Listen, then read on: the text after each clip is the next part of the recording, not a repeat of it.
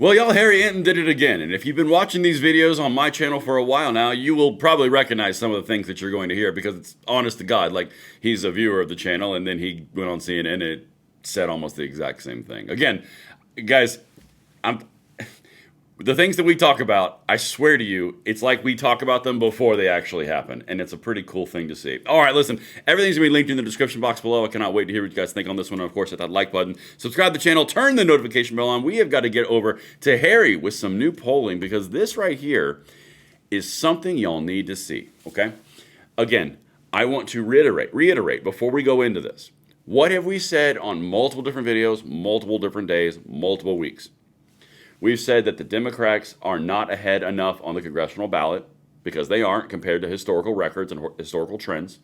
And then they are more motivated. They have a smaller actual vote lead in the congressional, but they're more motivated because they don't have power. It's very simple. It's a human element, right? I've said that consistently for a while. And before I show you these things that we're about to show you, you have to make sure you are voting like you're losing, you are grinding like you're losing, you are working like you're losing, you're sharing these things out like you're losing because to save our country, it requires non-stop effort. You're seeing what happens in Minneapolis, you're seeing what happens in Minnesota, you're seeing churches invaded, you're seeing everything that's not great. This would be the time to remedy what I'm about to show you because you can absolutely relegate these people to the dustbin of history. I'm going to show you more. Let's get it. Take it away, Harry. This is very important, guys. Yeah, okay. The answer is that the party that does have a motivation problem is the Republican Party, okay? You know, this, I think, sort of tells the story. Extremely motivated to vote this election cycle. You go back to October of 2024, just before Donald Trump was reelected. Hello, Republicans led on this measure. 67% of Republicans, or those who lean Republicans, said they were extremely motivated to vote in 2024, compared to just 62% of Democrats. Republicans felt like, hey, we're going out for ice cream, like a child going out for ice cream. You come over to this side of the screen, Republican enthusiasm down. Now they feel like they're going to the dentist. Just 50% of Republicans say they're extremely motivated to vote in 2026, compared to 66% of Democrats. That's actually up a little bit. So Republicans are depressed in terms of their motivation compared to Democrats, and very much so compared to Republicans back during the 2024 cycle. All right. This is a very important part that we have to understand. We have to have the conversation. Okay. First of all, for not good on Team D side, like Team Democrat. Yeah. If you are going through all the propaganda you're going through and you are in a Trump 2.0 and all the things are happening that are happening in the Trump administration, all the propaganda, all the marketing, the media, the nonstop ad nauseum attacks on all of it, and you can only squeak out 4% increase from your 2024 election, that's a bit of a problem. That's a smidgen of a problem for the Democrat side on that. Because if you can't get more than a 5 or a 4% bump in your motivation when you're seeing everything that you're seeing right now, you got a different problem. But now let's go over to the other side of this. And this is important because this is what I've been telling you. In the situation where we find ourselves right now, you have the Republicans who have a bit of a complacency showing up in the polling, and you have the Democrats who are not complacent. Very, very similar on the motivation to vote. So the variable or the delta is the Republican response on being able to vote or not, the enthusiasm to vote. Now, I've told you multiple times, the congressional ballot is not boding well for Democrats. It's just simply not. However, if you have a small, tiny, minuscule lead, but you have a population that is more motivated to vote than the other, you're going to have a higher mountain to climb on the Republican side than on the Democrat side, okay? Again, their policies are trash. Their outcomes are trash. Their Biden administration was trash. Kamala Harris and Walz was trash. They lost everything because it was trash.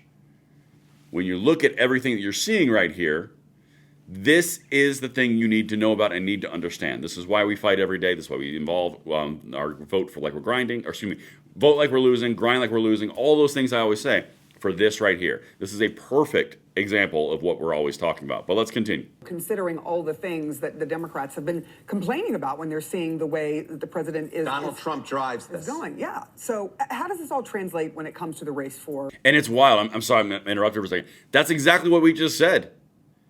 All the things that we're doing, all the propaganda, it's actually kind of low. Right.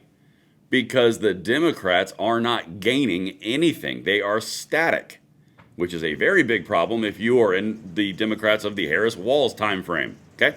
Let's keep on going. Sorry to interrupt that part, but I had to say it.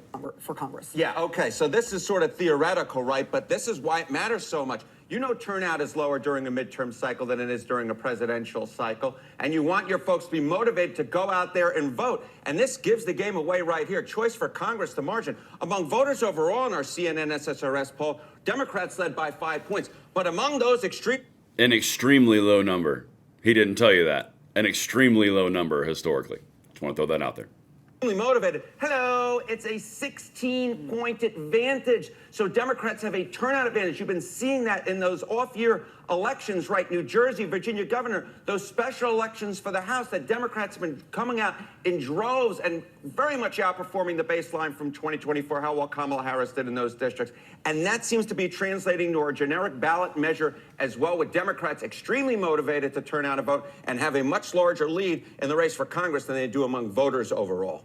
All right. So is there an idea of why GOP voters? Okay, I'll get to that in a second. This next segment, I haven't seen this part of it. I want to hear what she's about to say. You're getting the analysis in real time. Guys, this is exactly what we've been saying. Exactly. You and I have been ahead of this by about a week. The congressional ballot, of which Harry Hinton didn't just show you, he didn't show you that historically it was plus 17 in 2018 in the first Donald Trump midterm. Didn't tell you that. He only told you that it's plus 5. He also didn't tell you that plus 5 is like a very slim to plus 1 translation due to bias in the generic ballot. So he didn't tell you all of those things. But what he isn't accurate on is the extremely motivated part. This is a kind of a misleading clip, but you have to understand that the small margin that he's talking about, like a plus 1 maybe in Democrats for Congress, and then the enthusiasm to vote for a midterm, that's the window you're looking at it. You're going to see it the whole time for the next 10 months. Like, that's the window, right? But let's continue. I want to hear what she has to say about this. The base, who are largely love what the president's doing when asked why they aren't so motivated to go and try and put their Republican into office. Yeah, feeling about Trump is one thing. Then it's about how do you feel about those Republicans in Congress, right? And this, I think, is a very important slide because it's essentially saying, hey, do you believe that the GOP is effective at passing laws? And this is among Republicans.